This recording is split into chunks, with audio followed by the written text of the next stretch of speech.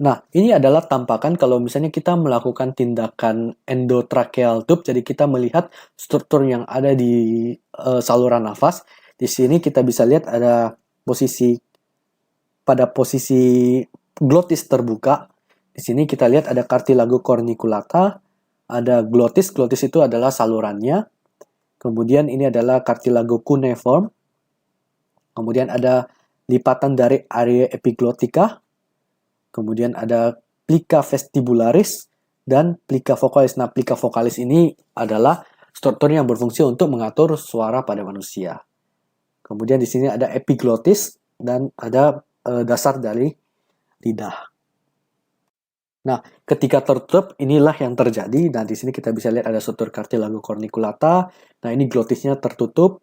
Kemudian ada plica vestibularis, ada plica vocalis, kemudian ada epiglotis, dan ada dasar dari lidah itu sendiri.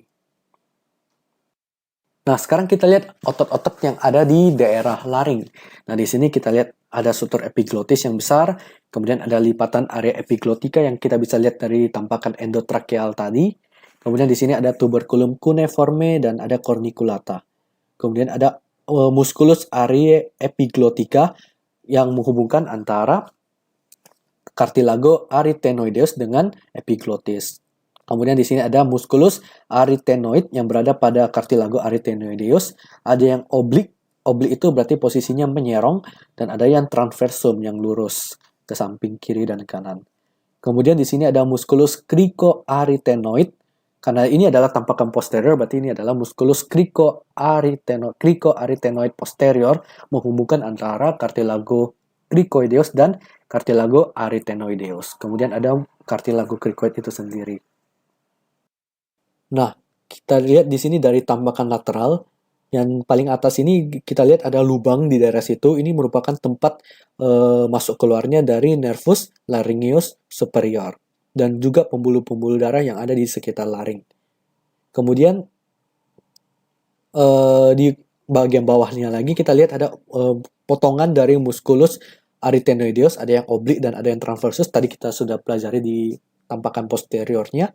Kemudian di sini ada musculus cricotiroid yang menghubungkan antara cartilago cricoid dan cartilago tiroid. Nah, di sini ada yang pars oblik dan ada yang lurus. Kemudian ini adalah tampakan lateral kalau kita lakukan diseksi. Nah, di sini kita lihat ada musculus ari epiglotica, kemudian ada musculus arytenoid, ada yang oblik dan ada yang transversum. Kemudian ada musculus cricoarytenoid lateral, karena ini adalah tampakan lateral. Kemudian ya kalau tampakannya di posterior berarti musculus cricoarytenoid posterior. Kemudian ada struktur conus elasticus.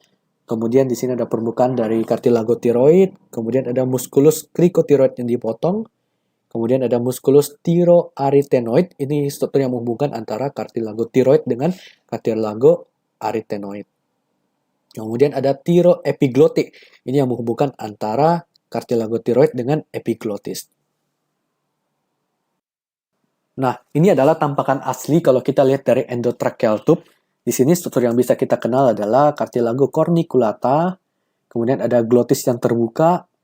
Kemudian di sini ada cartilago cuneiformis. Kemudian di sini ada plica vestibularis dan ada plica vocalis di bagian tengah.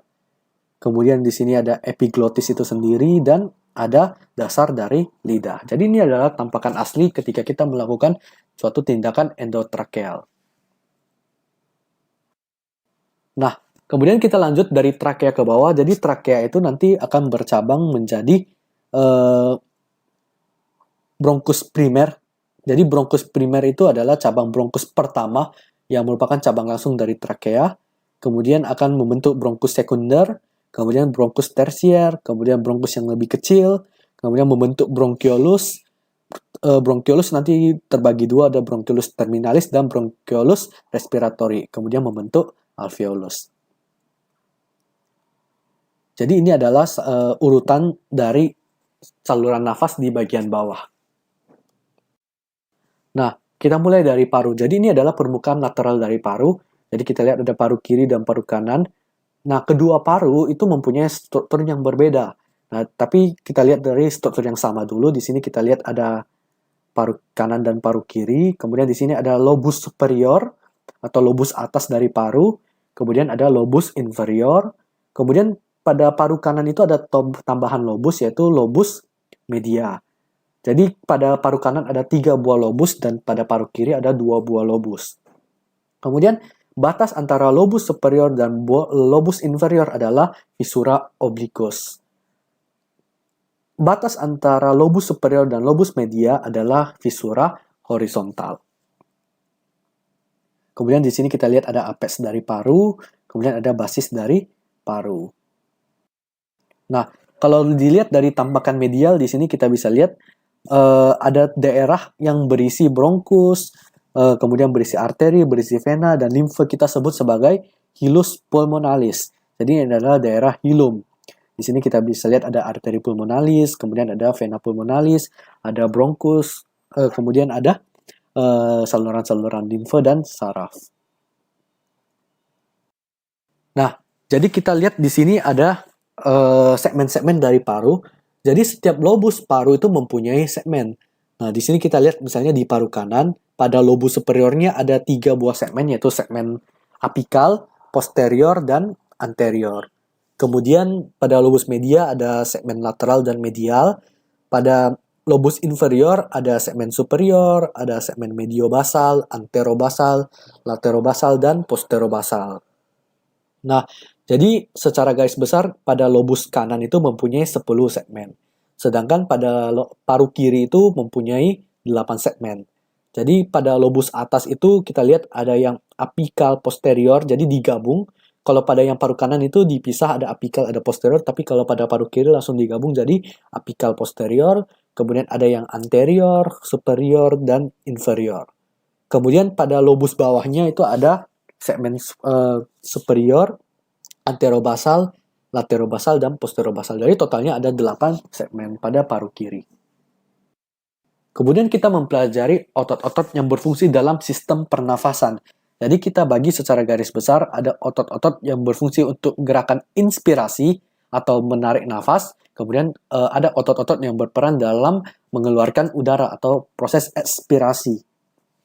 Di sini kita lihat otot-otot yang berfungsi sebagai inhalasi. Kita bagi juga ada inhalasi primer dan ada inhalasi sekunder. Primer artinya memang kebutuhan sehari-hari, memang kebutuhannya untuk melakukan inhalasi. Sedangkan yang sekunder itu berarti itu adalah otot-otot yang berfungsi sebagai otot tambahan. Jadi ketika membutuhkan usaha nafas yang ekstra, maka dibutuhkan otot sekunder itu. Tapi kalau ya tidak perlu, kita hanya membutuhkan otot primer. Jadi otot inhalasi primer itu hanya ada 2, yaitu ada musculus intercostalis externus dan diafragma. Yang berperan utama itu adalah diafragma. Jadi diafragma merupakan otot inspirasi yang paling utama. Kemudian di sini kita lihat ada otot-otot aksesoris atau otot sekunder dari proses inhalasi atau inspirasi. Di sini kita lihat ada musculus sternocleidomastoideus, ada musculus calaneus, kemudian ada musculus pectoralis minor, dan ada musculus serratus anterior. Jadi ada 4 otot yang berfungsi untuk membantu proses inspirasi kalau diperlukan. Kemudian ada otot-otot ekshalasi. Nah, proses ekshalasi atau proses mengeluarkan nafas ini sebenarnya tidak memerlukan otot. Jadi bisa langsung dihembuskan. Nah, namun ketika kita membutuhkan usaha ekspirasi ekstra, maka ada beberapa otot yang berfungsi untuk membantu proses ekspirasi tersebut, yaitu ada musculus intercostalis internus, ada musculus transversus thoracis, ada musculus obliquus externus dan musculus obliquus internus, serta musculus rectus abdominis. Jadi musculus intercostalis itu ada 2, yang eksternal dan internal, fungsinya berlawanan. Yang externus itu fungsinya untuk inhalasi, sedangkan intercostalis internus itu untuk ekspirasi atau exhalation. Kemudian kalau yang oblik itu dua-duanya untuk proses ekshalasi atau ekspirasi. Terima kasih, semoga bermanfaat.